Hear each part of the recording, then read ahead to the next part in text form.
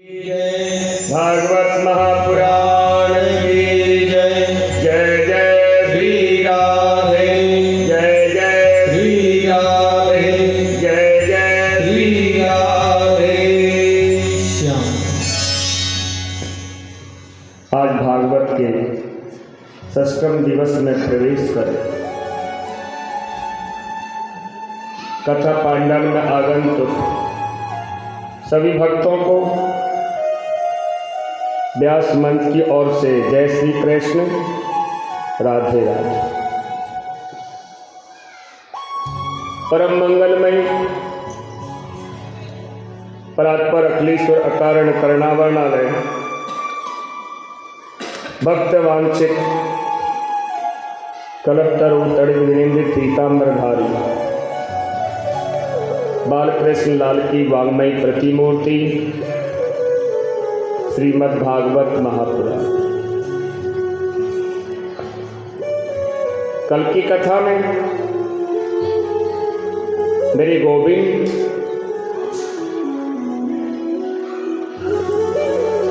ब्रजवासियों को अपनी समस्त पूजा का फल प्राप्त करवाया। जब गोवर्धन नाथ भगवान की पूजा करके और भोग लगाया, गोवर्धन नाथ भगवान चतुर्भुजी नारायण के रूप में प्रकट हो गए। कहने लगे, लाओ ब्रजवासियों भोग, लाओ ब्रजवासियों भोग। चारों हाथों से खा रहे। मेरे गोविंद का एक नन्हा सा मित्र, वो हमेशा कन्हैया की अंगुली पकड़ करके चलता। मेरे गोविंद के पास में जाकर के कहा, कन्हैया अरे भैया, पहले ये बता कि तेरा मुख और ये गोवर्धन नाथ मुख, दोनों का मुख एक जैसे क्यों?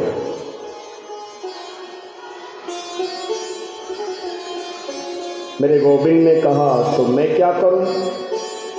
ना मित्र, मैं तो वैसे ही पूछ रहा, क्योंकि आप ही पूजे और आप ही पूजाओ।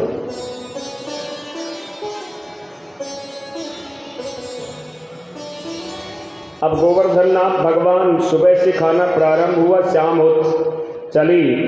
अब वो नन्हा सा शिष्य, फिर नन्हा सा मित्र आया। अरे कन्हैया भैया, पहले ये बता कि तेरे गोवर्धन नाथ कितनी वर्ष से भूखो है?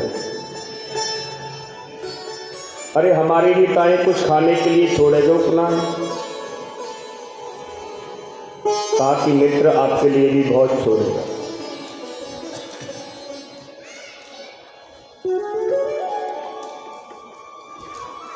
अब ब्रजवासी जैसे ही भोग पाने के लिए बैठे, इधर नारद जी ने जाकर के इंद्र से कह दिया, अरे इंद्र, तेरा पत्ता साफ कर दिया ब्रज में। क्या हुआ महाराज? अरे वो नंद जी का छोरा है ना, आप ही पूजे आप ही पूजावे, स्वयं की पूजा स्वयं करा रहा है। इतने वर्षों से तुम्हारी जो पूजा चली आ रही थी, अब तुम्हारा पत्ता साफ करा दिया, बंद करा दी तुम्हारी पूजा। इंद्र ने कहा, तो अच्छा, इतनी हिम्मत उस नंद जी के लाला में? तो इंद्र ने अपने मेघमालाओं को आदेश कर दिया, गणम सावृतकानां मेघानां चात्यकारिणां इंद्रम प्रचोदम कुद्रो वाक्य चाहे से मान्युतः। इंद्र ने अपनी मेघमालाओं को आदेश कर दिया, जाओ और जाकर के इतनी जोर की बारिश करो, इतनी जोर की बारिश करो कि सारा ब्रज बह जाए। अब इतने में ही तरतर करते हुए जोर से मूसलाधार बारिश प्रारंभ हो गई।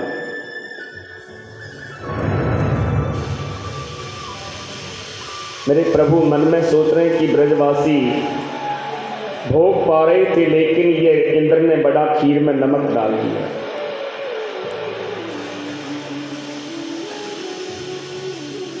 इतने में ब्रजवासी दौड़े दौड़े आए, भैया कन्हैया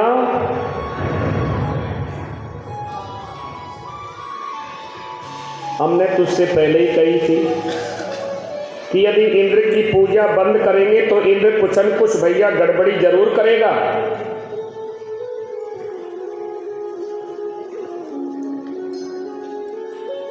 और गड़बड़ी करेगा तो तुम्हें हमारी रक्षा, तेरे गोवर्धन नाथ भगवान को हमारी रक्षा करनी पड़े। अब ये सब दौड़े दौड़े आ गए। कहाँ आ गए?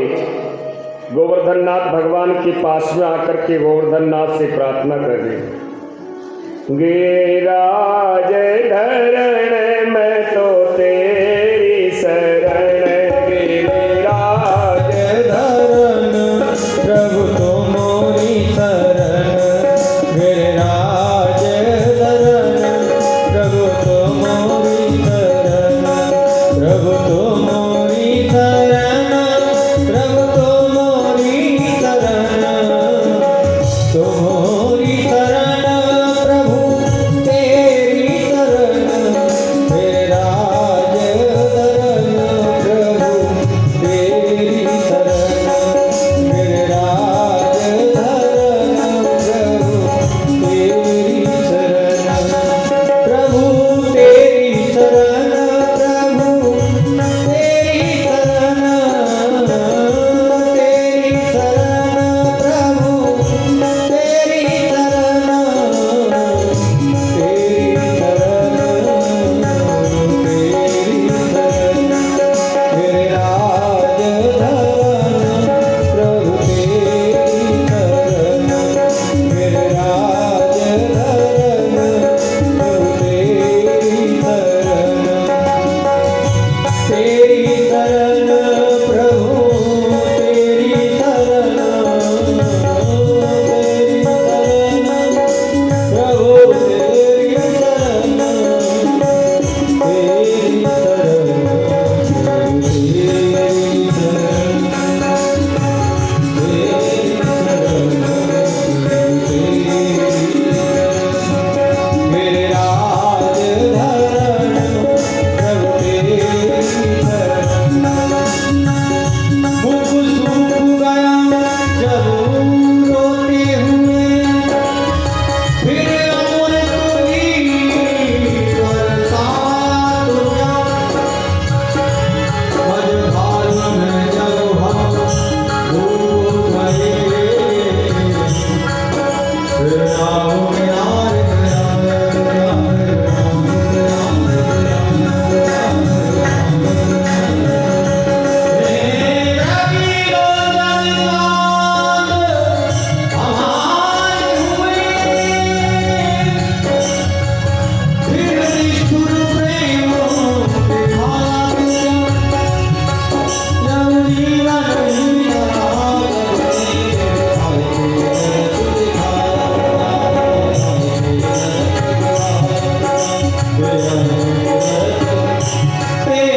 शरण प्रभु तेरी शरण, तेरी शरण प्रभु तेरी शरण, गिरिराज धरण प्रभु तेरी शरण, गिरिराज धरण प्रभु तेरी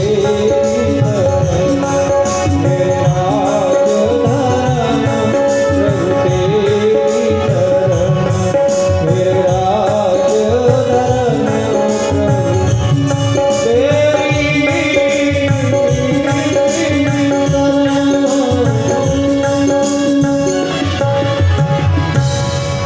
बोलिए गिरिराज धरण भगवान की जय हो। जय जय श्री राम। श्याम अब सब ब्रजवासी आ गए, मेरे गोविंद से प्रार्थना की तो इस समय मेरे प्रभु की उम्र है 7 बरस। 7 बरस के कन्हैया ने 7 कोस के लंबे चौड़े गोवर्धन नाथ भगवान को कनुका अंगुलिक पे नख पे ऊपर धारण कर लिया। और धारण कर लिया समस्त ब्रजवासी, ग्वाल बाल बछड़े आदि सब गोवर्धन नाथ भगवान के नीचे आकर के खड़े। अब तड़तड़ करके जोर जोर से बारिश हो रही है।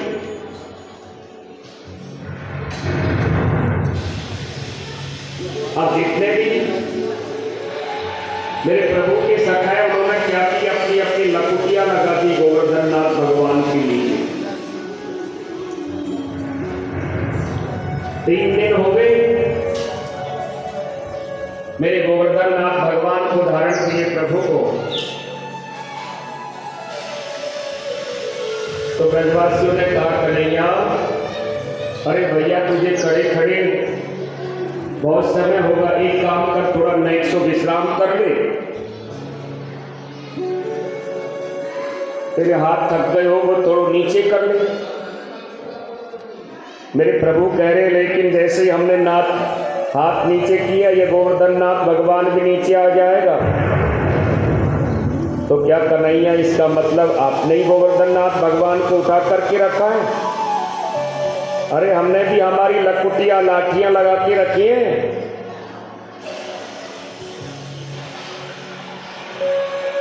अब मेरे प्रभु मन में सोच रहे हैं कि मैं यदि इनसे कहता हूं कि मैं भगवान हूं तो भी ये नहीं मानते। तो मेरे प्रभु ने क्या किया, कल का नकली थोड़ी सी उंगली को नीचे की और तड़ तड़ करके वो सारी लकुटियां और लाठी सब टूट गई। सब कहने अरे भैया कन्हैया संभाल, अरे भैया कन्हैया संभाल।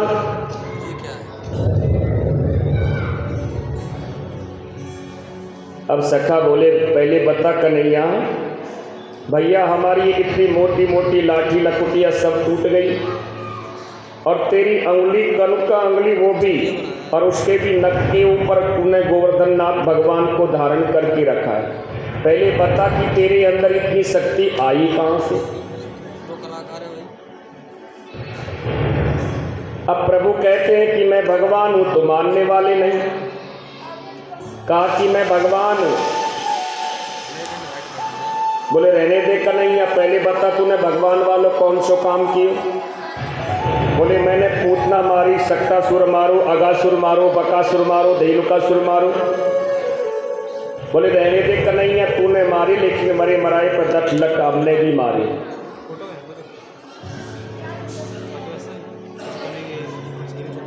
भैया तुझे बतानी पड़ेगी अब तेरे अंदर ये शक्ति आई कहां से? तो मेरे प्रभु कह रहे हैं ब्रजवासियों, जब मैं गोवर्धन नाथ भगवान को उठा रहा था तो मैंने क्या कहा था आप लोगों से कि सब मेरी ओर देखो। तो तुम्हारे जो अंदर की शक्ति थी वो सारी शक्ति मेरे अंदर आ गई। सखा कहने लगा हाँ कन्हैया तू ठीक है भैया, जब भी हम सोच रहे हैं कि आजकल दुबले पतले से कैसे हो गए, थके थके से। फिर मेरे गोविंद ने कहा कि जो मैंने लूट लूट करके जो चोरी करके माखन खाया, कछु माखन को बल भरो, कछ गोपिन कीन सहाय, श्री राधे जो की कृपा से मैंने गिरवर लियो उठाए। कुछ तो मैंने जो चोरी करके माखन खाया, कुछ गोपियों का, और श्री राधा जी की कृपा से मैंने ये गोवर्धन नाथ भगवान को धारण कर लिया।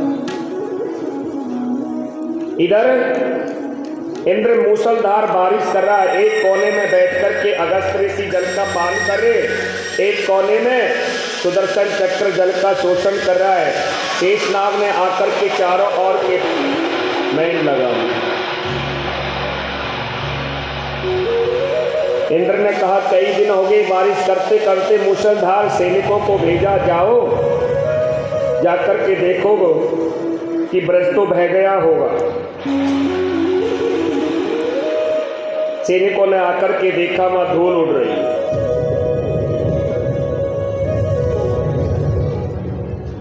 सैनिक वापस लौट करके गए। इधर सुखदेव स्वामी से राजा परीक्षित ने प्रश्न कर दिया, गुरुवर एक बात मेरी समझ में नहीं आई, एक तरफ तो बैठकर एक तरफ से तो सुदर्शन चक्र जल का शोषण कर रहे हैं और एक तरफ अगस्त ऋषि। ये अगस्त ऋषि कैसे?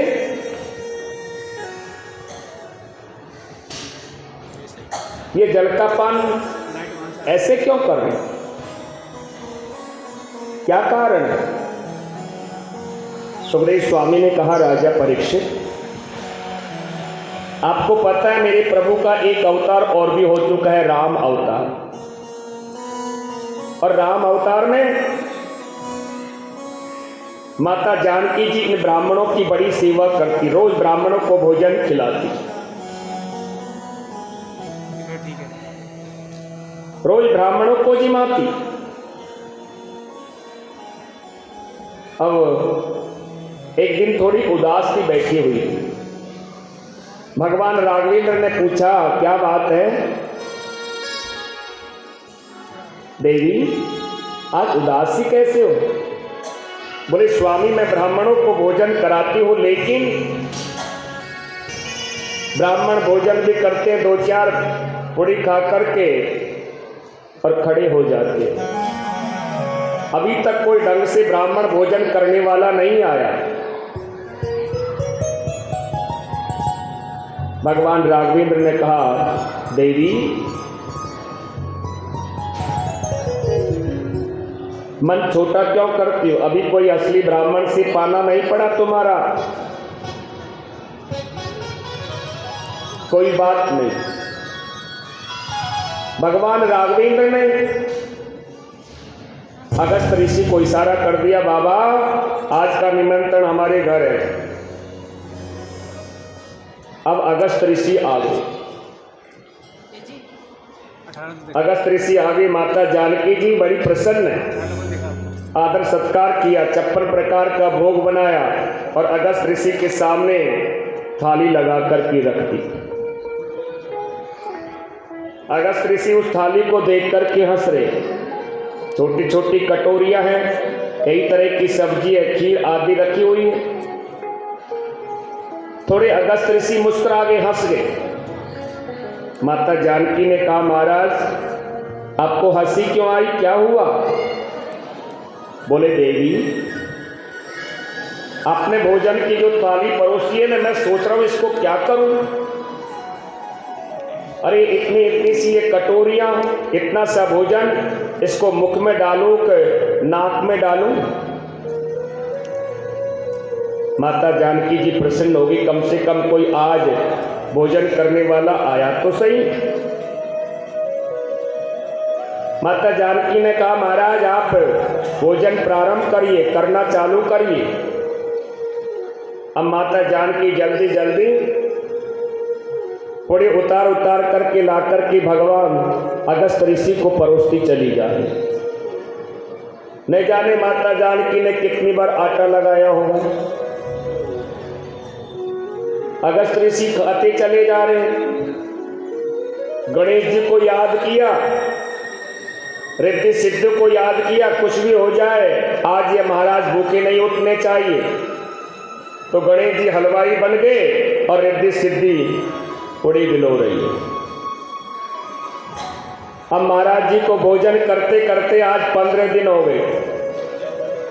माता जानकी ने कहा, महाराज जब आधा भोजन हो जाए तो बीच में पानी भी पीना चाहिए।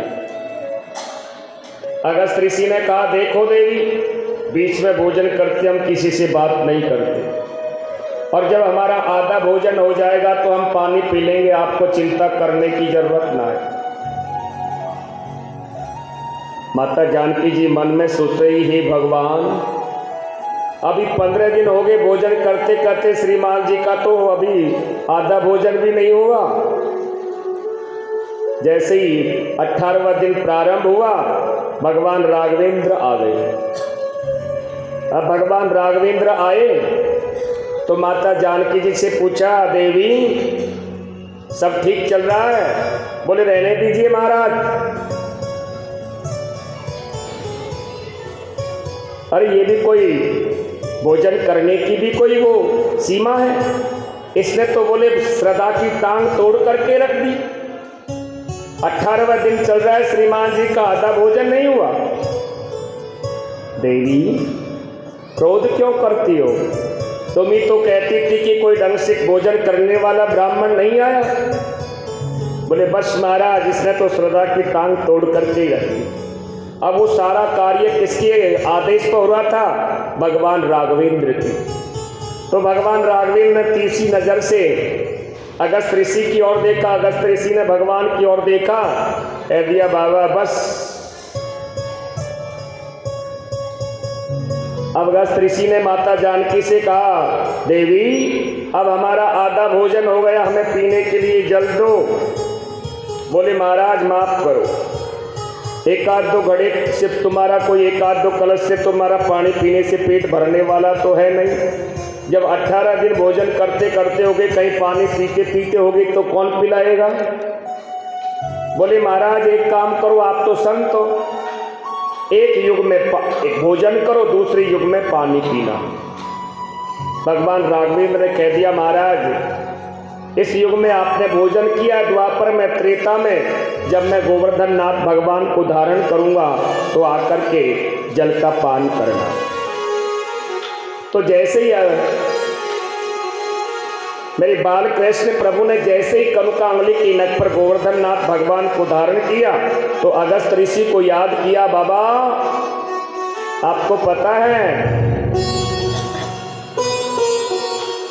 कि जो हमने कहा था कि गोवर्धन नाथ भगवान को धारण करेंगे, अब आप कहीं भी हो तो आकर के जल का पान करिए। इसलिए अगस्त ऋषि बैठ करके जल का पान कर रहे। इधर इंद्र ने फिर दोबारा अपने सैनिक भेजे। सैनिकों ने जाकर के कहा महाराज ब्रज में तो धूल उड़ रही है। इंद्र ने घबरा गया, सोचा कि ये तो मेरे प्रभु है,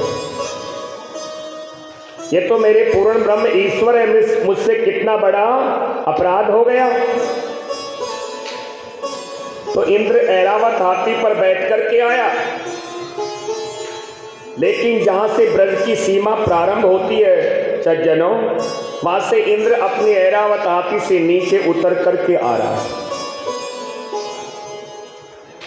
और आकर के भगवान के चरणों में प्रणाम करके मेरे प्रभु से क्षमा मांग रहा है। कह रहा है विशुद्ध सत्वम तम धाम शांतम तपोमयम ध्वस्तदस्तमासकम माया मोहम गुणम संप्रभावो न विदते ग्रहण अनुबंधः। प्रभु मुझसे बहुत बड़ा अपराध हो गया, मैं अपने आप को ही भगवान मान बैठा। मेरा अपराध क्षमा करने के योग नहीं है, लेकिन आप तो बड़े दयालु हैं, कृपालु हैं। आप तो विशुद्ध सत्व गुण से परिपूर्ण हैं।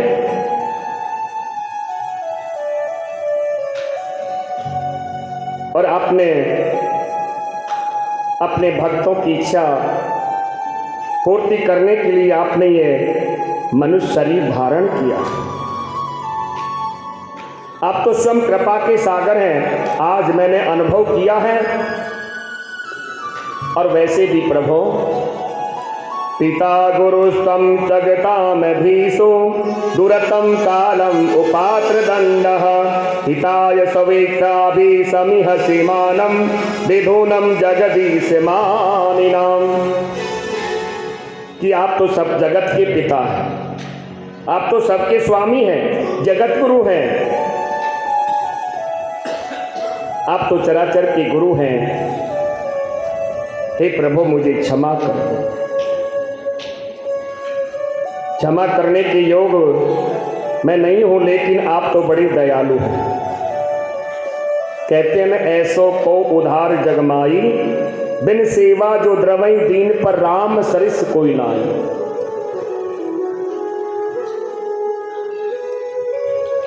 तो इंद्र ने से मेरे प्रभु ने तुरंत कह दिया जाओ इंद्र हमने तुम्हें क्षमा कर दिया।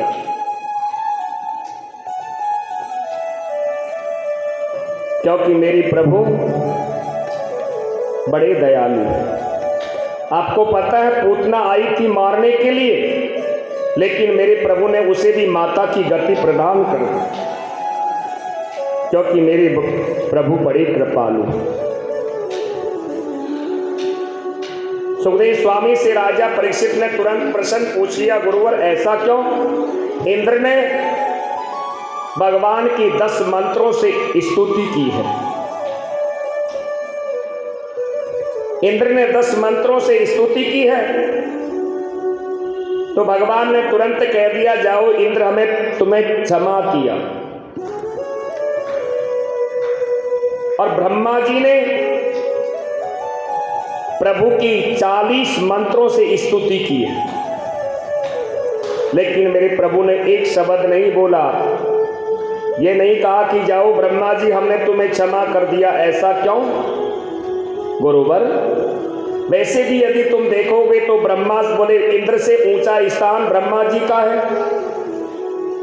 तो मेरे प्रभु ने इंद्र को सो कह दिया कि तुम्हें जाओ इंद्र क्षमा कर दिया, ब्रह्मा जी से क्यों नहीं कहा? ये बात मेरी समझ में नहीं आई गुरुवर। सुखदेव स्वामी कह रहे, राजा परीक्षित, गलती तो इंद्र ने भी की है और ब्रह्मा ने भी की है। इंद्र ने भी गलती की है, ब्रह्मा जी ने भी गलती की है, लेकिन दोनों की गलती में अंतर है। इंद्र ने गलती की और उस गलती का परिणाम क्या निकला? मेरे प्रभु के जितने भी समस्त भक्त थे वो मेरे 7 दिन 7 रात्रि पर्यंत मेरे प्रभु के पास में रहने का शुभ अवसर मिला। अरे जिसकी किसी की गलती से यदि भक्त और भगवान दोनों का मिलन हो जाता है तो इससे बड़ी और क्या बात हो। लेकिन ब्रह्मा जी ने क्या किया? 1 वर्ष तक प्रभु के जो नन्हे से प्रभु के जो मित्र थे, गाय बछड़े आदि, उनको 1 वर्ष तक प्रभु से दूर रखा, यानी भक्त और भगवान दोनों का बिछो करा दिया। अरे एक की गलती से भक्त और भगवान दूर हो जाते हैं और दूसरे की गलती से दोनों पास में आ जाते हैं। तो ब्रह्मा जी ने गलती की तो 1 वर्ष तक भगवान के भक्तों से भगवान से दूर रखे भगवान के भक्तों को। इसलिए ब्रह्मा जी से मेरे प्रभु ने एक शब्द भी नहीं कहा। और ब्रह्मा जी का स्थान देखो कितना बड़ा है। कहते हैं कि 4,32,000 वर्ष का है कलयुग, 8,64,000 वर्ष का है द्वापर, 12,96,000 का है त्रेता, 17,28,000 वर्ष का है सतयुग। इसे एक चतुर्युग कहते हैं। और सतयुग, त्रेता, द्वापर, कलयुग ये 71 बार व्यतीत हो जाते हैं, तब एक इंद्र बदलता है। और जब एक इंद्र बदलता है तो इस प्रकार से जब 14 इंद्र बदलते हैं तो एक मनवंतर पूरा होता है। और जब एक मनवंतर पूरा होता है तो ब्रह्मा जी का 1 दिन होता है।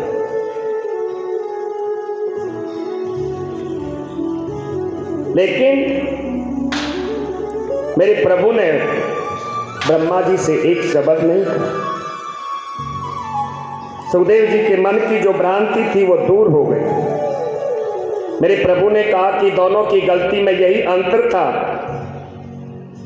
इधर इंद्र ने आकर के इंद्र से कहा कि जाओ इंद्र, तुम्हें हमने क्षमा किया। इंद्र ने कहा प्रभु बस आप जाने के लिए मत कहिए, मुझे तो आप यहीं शरण में रख लीजिए। यदि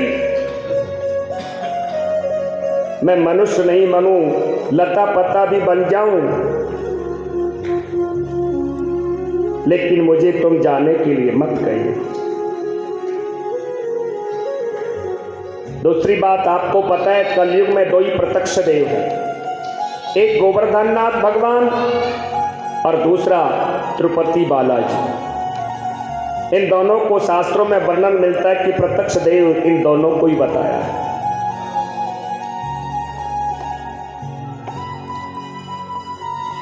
और कलयुग की एक विशेषता भी है कि कलयुग में सारे ही अवगुण नहीं है, दुर्गुण नहीं है। एक सबसे बड़ा गुण भी है। कौन सा? यदि आप बैठे बैठे मन में सोच रहे हैं कि मेरे पास में धन दौलत होता तो मैं ये करता वो करता, या फिर गलत कार्य के बारे में सोच रहे हैं कि मैं यदि मेरे पास धन होता तो सामने जाने वाले का सिर फोड़ देता, आप मन में गलत सोच रहे हैं तो उसका फल नहीं मिलेगा। लेकिन यदि आप अच्छा सोच रहे हैं कि मेरे पास में धन होता, धर्मशाला बनाता, कुएं बावड़ी आदि बनवाता, तो उसका आपको सोचने से भी पुण्य मिलता है।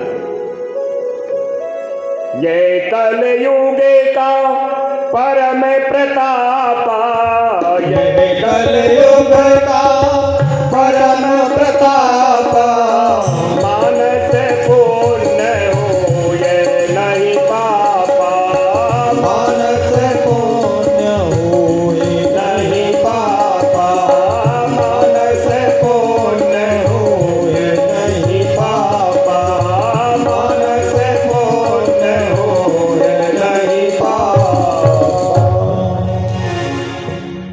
बोले मनने से सोचने से पाप नहीं लगेगा, लेकिन पुण्य के बारे में सोचोगे तो आपको पुण्य का फल जरूर मिलेगा।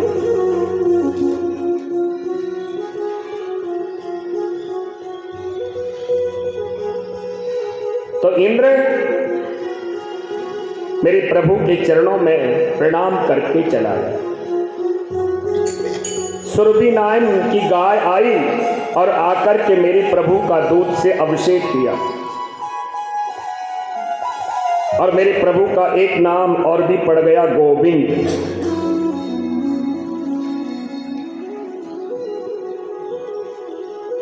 गिरिराज लीला में प्रथम एक लीला और आचार्य सुखदेव ने कही, वो क्या कहा था? बोले प्रेम ही प्रधान है। ज्ञान वैराग भक्ति ये तीनों चीजें हैं। देखो, बिना भक्ति के ज्ञान भी बांझ होता है और ज्ञान के बिना भी भक्ति भी बांझ होती है। यानी भक्ति और ज्ञान दोनों जरूर होना चाहिए। ब्रह्मभूतं प्रसन्नात्मान शोचन्ति न कांक्षति सम सर्वेषु भूतेषु मद्भक्ति लभते परां।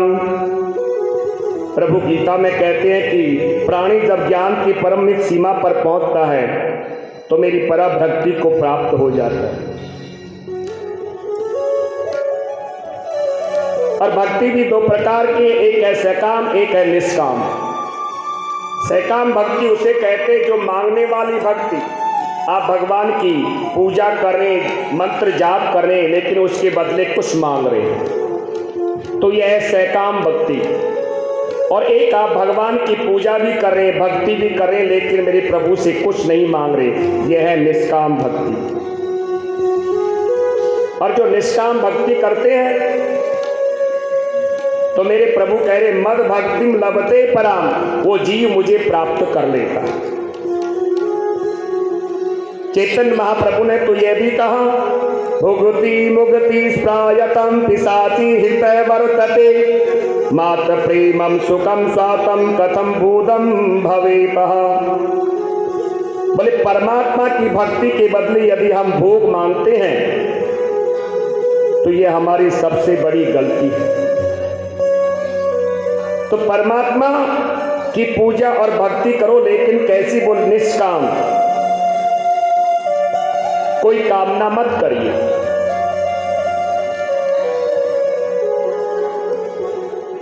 देखिए, मीरा जी ने प्रभु की भक्ति की, और भक्ति की तो कैसी? निष्काम, कुछ नहीं मांगा। लोगों ने मीरा जी को कितना समझाया, लेकिन मीरा जी से कहा कि इतनी बड़ी राजा की, तुम तो इतने बड़े राजा की रानी हो, इतना बड़ा वैभव है तुम्हारे पास में, तुम्हारे पास में इतना वैभव है और तुम एक संत बनी हुई ये संतों के साथ में घूमती रहती हो पागल की तरह। और राणा जी ने मीरा जी से द्वेष किया।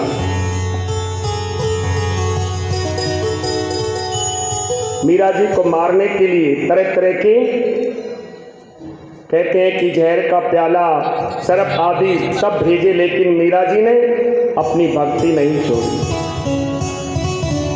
एक दिन मीरा जी से राणा जी ने कहा कि बताओ तुम्हारा भगवान कहाँ है, बुलाइए तुम्हारे भगवान को, हम देखते हैं कि हमारे सामने आकर के तुम्हारा भगवान भोग को प्राप्त करे तो हम मानेंगे। तो मीरा जी मेरे प्रभु को बुला रही है। आजा मन मोहन मीरा दासी बुलावे, आजा मन मोहन मीरा दासी बुलावे, आजा मन मोहन मीरा दासी बुलावे, दासी बुलावे तने मीरा बुलावे, दासी बुलावे तने मीरा बुलावे, आजा मन मोहन मीरा दासी बुलावे, आजा मन मोहन मीरा दासी बुलावे।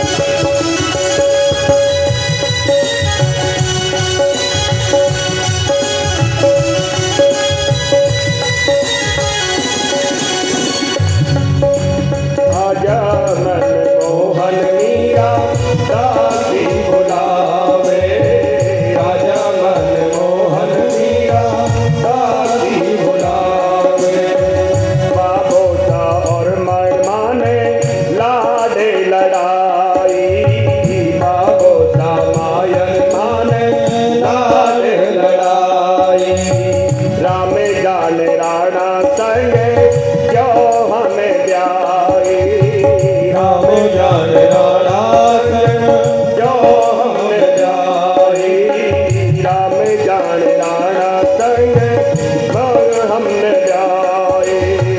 दुनियारी प्रीत माने, दुनियारी प्रीत माने अदन सुहावे, आजा मन मोहन मीरा दासी बुलावे, आजा मन मोहन मीरा दासी बुलावे, आजा मन मोहन मीरा दासी बुलावे।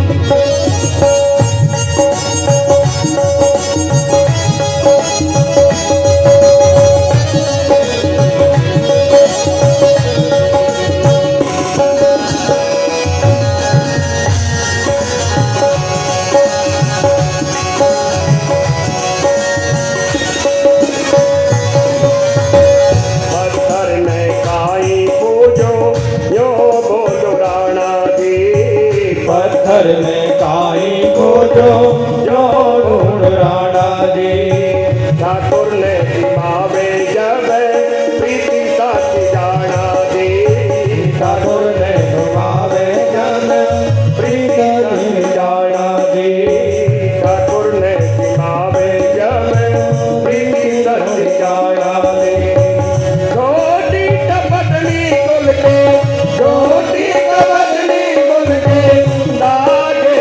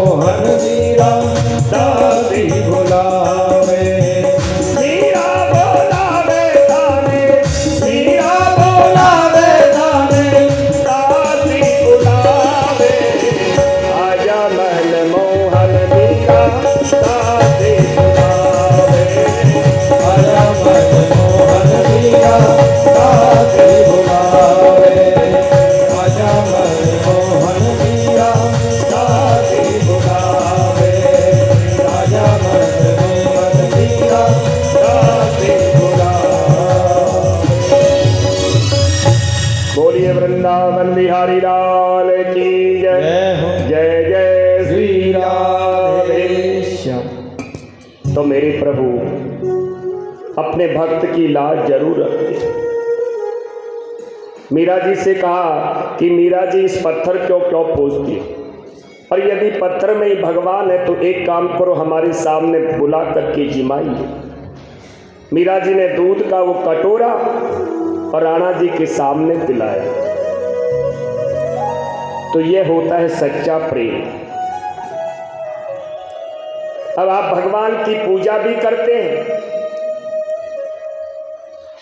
लेकिन आपके हृदय के अंदर प्रेम नहीं है तो आपकी पूजा निर्थक है। सुखदेव स्वामी कह रहे, राजा परीक्षित इसका प्रत्यक्ष में प्रमाण है। आज ये दोनों भाई गायों को लेकर के साथ में मित्र थोड़े दूर चले गए।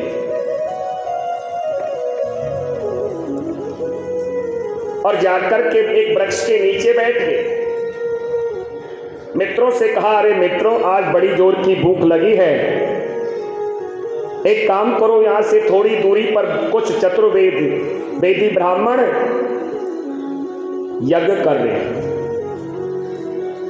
और उनके पास में जाकर के तुम हमारे खाने की तारीफ कुछ लेकर के आइए।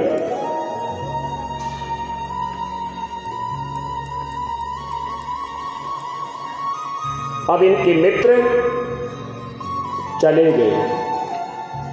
जाकर के उन ब्राह्मणों से कह रहे हैं, हे भूमि देवा सुनंतुम कृष्णम आदेशकारिणा प्राप्तम जनित भद्रवो गोपान रामो चवधितान। हे ब्राह्मण देवताओं, हम तुम्हारे चरणों में प्रणाम करते हैं। और यहाँ से कुछ दूरी पर कृष्ण और बलराम दोनों भाई बैठे हुए हैं। उनको बड़ी जोर की भूख लगी है, उनके लिए खाने के लिए आप भोजन दे दीजिए। अब ये ब्राह्मणों ने, सुखदेव स्वामी कह रहे, देखो इन ब्राह्मणों ने उनकी राम राम देना तो बहुत दूर, उनकी नमस्कार भी स्वीकार नहीं की। उल्टा क्या कह रहे हैं, मन में सोच रहे, अरे ये सुबह सुबह ग्वाले कहां से आ गए, क्या कह रहे हैं, क्या बकवास कर रहे हैं। अब वो ब्राह्मणों ने कुछ नहीं कहा। देखिए, चतुर्वेद के ज्ञाता हैं ब्राह्मण, और यज्ञ मंडप में बैठे हैं, स्वाहा स्वाहा कर रहे हैं। अब जब कुछ नहीं बोले तो मेरे गोविंद के मित्र वापस लौट करके चले गए। अब जैसे ही प्रभु के पास में पहुंचे, मेरे प्रभु ने कहा, अरे मित्रों, कुछ लाए खाने के लिए? बोले हाँ, लेकर के आए। क्या लेकर के आए? बोले अग्नि के गोले, खाएगा? अरे मित्र, ऐसा क्यों बोलते हो? अरे रहने दे कन्हैया, किसके पास भेज दिया आपने?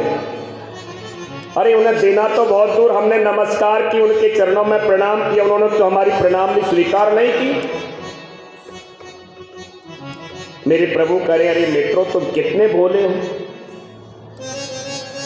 अरे तुम उन ब्राह्मणों के पास में क्यों गए? उन ब्राह्मणों की पत्नियों के पास में जाते, फिर देखते कि भोजन की थाली के ऊपर थाली आ जाती। तो मित्र, तुमने पहले ही क्यों नहीं बताया?